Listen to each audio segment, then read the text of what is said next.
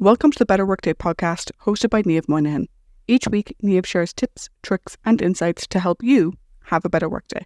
In today's work environment, we're often encouraged to be our authentic selves. But Niamh, what does it even mean to be authentic at work? Is it possible to be authentic and still have boundaries?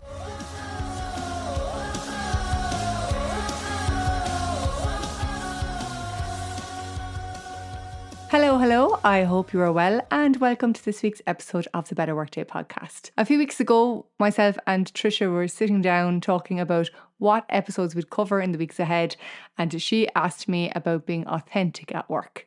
And this has been a stickler of a subject for me in the past because I really like to keep big parts of my life private. I know I'm definitely not the only one, but I also recognize that you need to be able to connect with people at work. And so over the years, I tried and failed at being authentic at work before eventually finding my groove and finding what worked for me.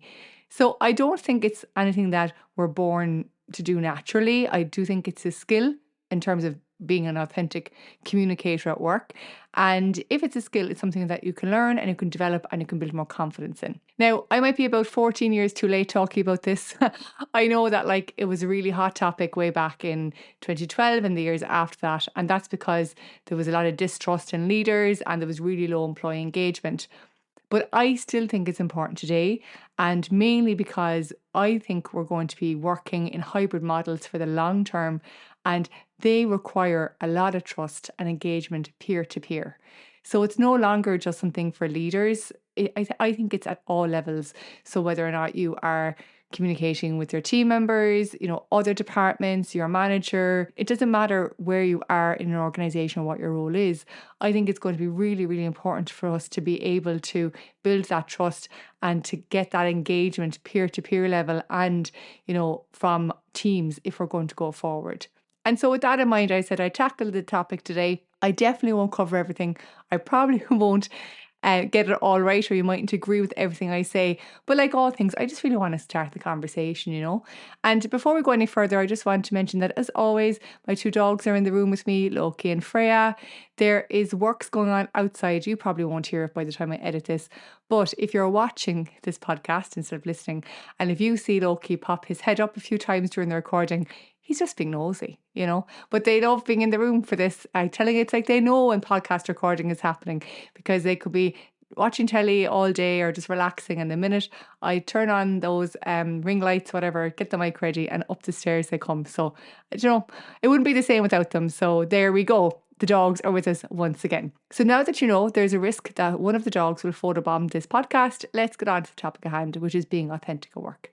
And I want to break it down into a couple of different areas.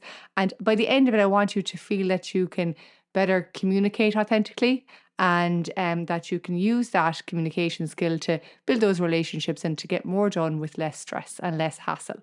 So the first is, people would say you need to be true to yourself. And always I would ask then, which self? Because I've got multiple identities. I don't know about you. So I'm a mother, I'm a business owner, I'm a dog owner and a cat owner. So is that conflicting? Some people would say it is. I'm a runner a couple of days a week. I am a friend. Have I said I'm a daughter? I'm a daughter. Once upon a time, I was a singer-songwriter. So I'm someone who loves music. I've got all these different identities. I'm a wannabe cook, all these different things. And which part of those do we need to bring into the workplace? And I would argue that you don't have to bring your whole self to work in order to be your authentic self. But I think sometimes bringing elements of, those pieces of you are really good because it helps people to get to know you and to understand you as well, so that if you ever need help or support, they have a better idea of who you are and how they could potentially help you. And you won't get it right the first time. I just suggest bringing in elements of those other parts of your life as you see fit and as feels comfortable to you. So for a long time, I wouldn't have, felt the need to tell anybody about huge areas or huge parts of my personal life. And I'm definitely not going to share them on a podcast. But what I will say is, over the years, I have, found that I can bring in information about my passions, my hobbies, the fact that I've got kids and all that kind of stuff, quite lightly into conversations and into my interactions with people. And that sits well with me and it resonates well with the other person. And that's what it's really all about. And then the other part of, I suppose being true to yourself is what version of yourself, because we're always evolving and we're always transforming. The Niamh that you're listening to today isn't the same Niamh that I was a few years ago. And God, I hope, I continue to evolve and change. And so it can kind of feel like we're being a little bit inconsistent as we evolve and as we change in our styles and the way that we communicate and work over the months and over the years. And I think it's important for you to be okay with that, or to know that that's okay. We all know that when we start learning new skills or start going outside our comfort zone, the behaviors or the things we do often feel a bit like unnatural, a little bit kind of, what's the word? A little bit stiff, that kind of way. Like you're not being true to yourself, a little bit fake. But that's how we learn. And then eventually it becomes natural to us. It becomes part of who we are. And so, I wouldn't want your idea of being authentic to be an excuse for you staying in your comfort zone, because in order to grow, you kind of have to keep on pushing outside that. So it's okay to be inconsistent as you grow. That's not fake. That is you growing. And really, I think that having more of a flexible sense of your authentic self is better than having that rigid sense of self. And to know the difference, I think that self-awareness is absolutely key on this. So I talk about my ego and my deep knowing quite a lot when I work with people one-to-one or small groups. Not so much now on the bigger groups because we wouldn't have the time to get into it. But when I talk about my ego and my deep knowing, I say that my ego is all motivated by external factors like success and being able to go on holidays and, having a really kind of a big following on LinkedIn, for example, or having a very successful podcast and all those things, right?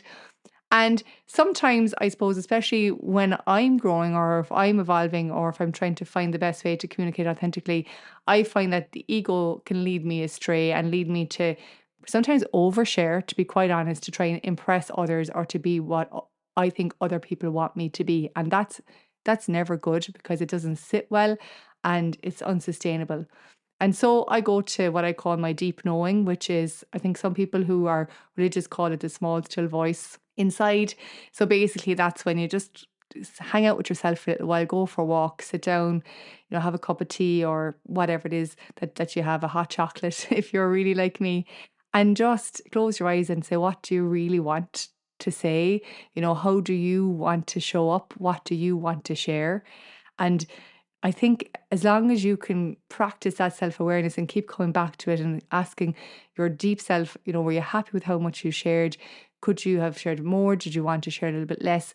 You will, I suppose, tweak those dials of how much you share over time, and you will find what feels good for you. Now, moving on to the next part of being authentic, and this one I find interesting, is being really transparent and sharing your thoughts, your honest thoughts and feelings. And I think this is really, really risky. And I've done it and it has backfired big time. So, for example, my first role in managing a team, I went into a big team and I basically said, I don't know what I'm doing, so I need your help. Now, that was not a good plan, because that's correct. I did feel like I didn't know what I was doing and I did need their help.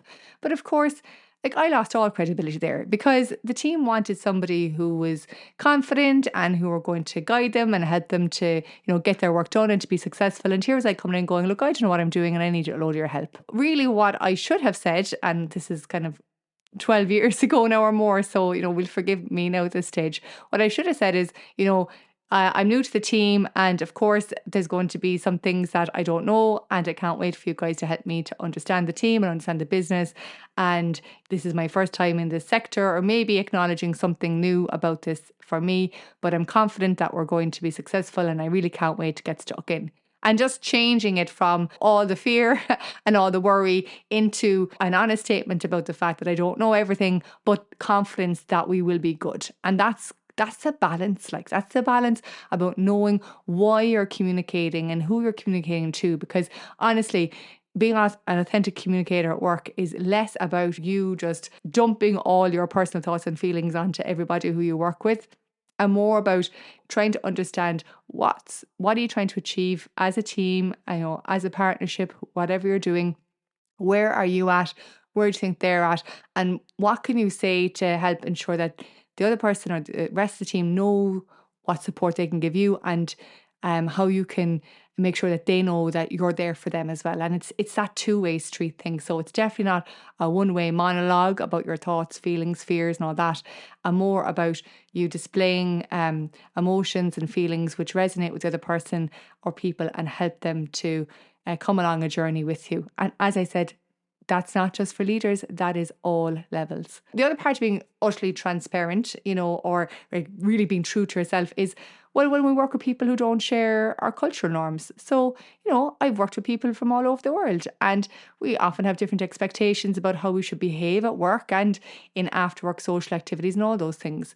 So if I was always to be my fully authentic true self, I'm sure there's a lot of people who I would have disrespected or wouldn't have been able to get along with because I didn't meet them halfway or didn't even consider the fact that how I communicate or how I behave isn't the same as what they're used to. So there's that piece of it as well. Now, just to jump in on a side note here, I spent the last 45 seconds getting tongue-tied about the next sentence. It's so funny when you're podcasting. You think you've got it all figured out and then the craziest sentence throws you. So like in last week's episode, I couldn't for the life of me remember the word data center.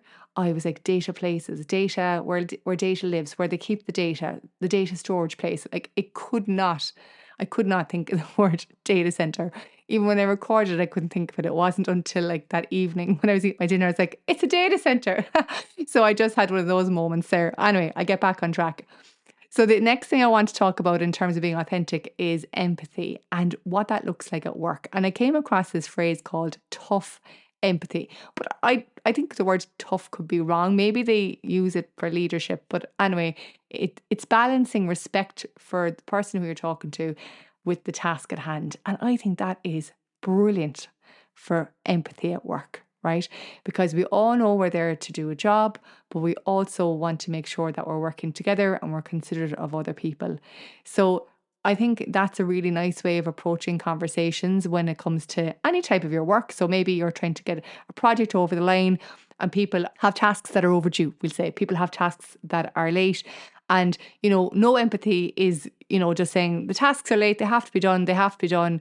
I don't accept any excuses. I don't want any explanation. I just want the task to be done. Whereas balanced empathy, and I'm going to use that term instead of tough empathy because I just don't really like that word tough, would say something like, okay, the work is overdue and we need to make sure that we get things back on track.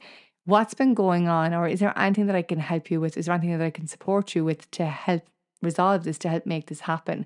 And not only asking those questions, but actually listening to the response and working together to find a solution to the problem. So it's not one person's fault in this case. In this case, it's a problem to be solved. There are tasks that are overdue. And you need to understand where the other person's at and what's going on with them in order to know how you can help them get back on track. And also they need to know why you care so much, what's at risk and how you're feeling so that they can meet you where you're at as well. I think that balance of listening to your colleagues and trying to really support them while also considering the fact that the work needs to be done is a good way of building those relationships. Finally, I just think that when people care about something, they're more likely to communicate authentically. I'm sure you agree with this. So if there's something that you are passionate about, whether it's football or gardening or cooking, when you start talking about it, you can't help but be authentic. Right? You can't help but, really go all in there and share what you want to share and explain how you feel and, try to get all the others on the same bus as you. It just really comes naturally. And I think that in work, it's important to remember why you care about your role or what elements of your role matter to you. So for some people, it could be the product that you're creating or the service that you're delivering. For other people, it could be the culture of the company that you're working in and the fact that you want to protect that. For other people, it could just be the team that you're in and the personalities there that you really care about. For others, it could be the fact that you're developing in this role and that really matters to you. And I do think that it's good for us every now and again to tap into that and to ask ourselves, what is it that we like about our jobs? Where do we find the joy in work? And remembering that then allows you to reconnect back to your purpose, and then you're more likely to communicate authentically in the work settings. So I think we've covered plenty today. I hope it's enough to get the conversation started for you. In the spirit of being authentic, my kids have just got home, so I'm going to wrap this podcast up super quick. Until next time though, stay well and have a better workday. Thank you for tuning in. We hope you enjoyed this episode. The Better Workday podcast is about helping you have a better workday, so we'd love to hear your thoughts and questions. You can find our social media details as well as any references from this episode in the show notes.